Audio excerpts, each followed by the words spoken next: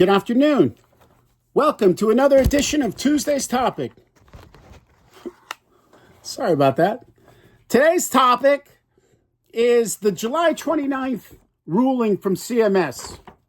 CMS releases 2025 Medicare Part D bid information and announces premium stabilization demonstration. Let me preface and give a big disclaimer.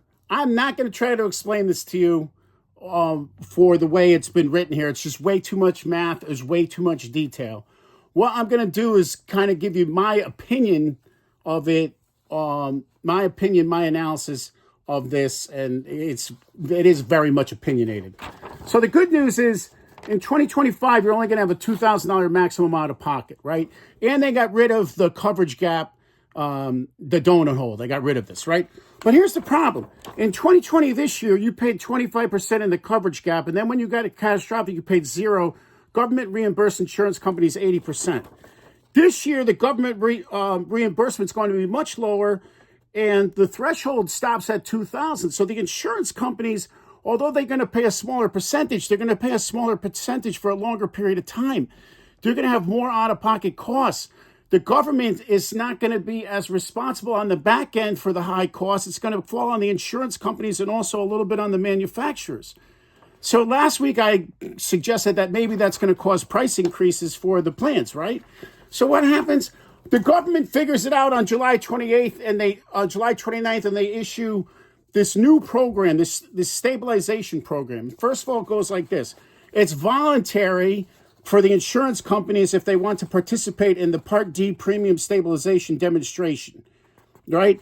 And what happens is the government is now going to pay these insurance companies a lot more money up front, because the insurance companies, they realize now, are going to have higher upfront costs. And in addition to that, if they do this premium stabilization, they're going to get another $15 kicker to reduce the prices, and they have to agree to not raise the rates more than $35 per year. So I think my guess about prices going up is going to prove to be true. We'll find out in 3 weeks. And the government is having this program. I don't know which companies are participating. I'll know in 3 weeks.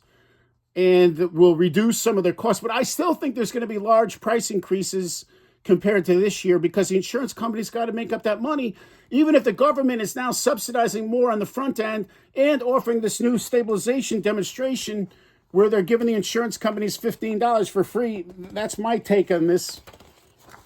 It's a little more complicated than that, to be honest. But that's my opinion of it. And stay tuned. Next week, I'm going to talk about another step Medicare did to reduce the cost of certain prescription drugs. They don't take effect till 2026, but it's still more good news.